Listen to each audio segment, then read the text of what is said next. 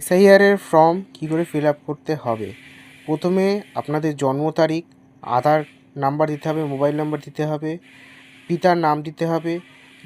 যদি বেঁচে থাকে তাহলেই এখানে তার ভোটার আইডি নাম্বারটা লিখবেন, আর না হলে এখানে লিখতে হবে না। তারপরে মাতার নাম লিখবেন। মাতা যদি বেঁচে থাকে তাহলে ভোটার আইডি কার্ড লিখবেন, না হলে লেখার দরকার নেই। ওয়াইফ বা হাজব্যান্ডের নাম এখানে নিচে হবে, তার এপিক নাম্বার মানে ভোটার কার্ড নাম্বার এখানে লিখতে হবে। এবার আসি এই দুটো বক্সের দিকে। প্রথম বক্সে যাদের 2002-এ এই নাম ছিল লিস্টে, তারা এই বক্সটাতে ফিল আপ করবেন। আর যারা 2002-এ নাম ছিল না, মানে তার বাবা বা ঠাকুরদার নাম ছিল, তারা এই বক্সটা ফিল আপ করবেন।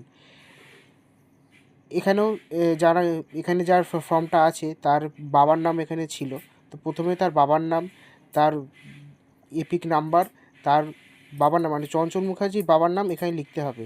আর সম্পর্কের জায়গায় এখানে ফাদার লিখতে হবে। এবার এখানে অনেকের সমস্যা আছে যে এখানে মানে কী করতে হবে না হবে। এখানে বিএলওকে জিজ্ঞেস করে এখানে জিজ্ঞেস করবেন যে এখানে কী লিখতে হবে না হবে।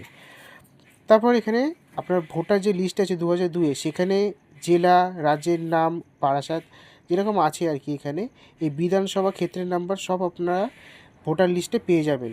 সেটা দেখে দেখে এখানে লিখতে হবে, আর নিচে এখানে সই করবেন, বিএলও এখানে সাইন করবেন, আর এখানে একটা স্ট্যাম্প বসিয়ে দিয়েছে। দেখতে পেরেছেন, এইভাবে হবে এসআইআর এর ফর্ম ফিল আপ।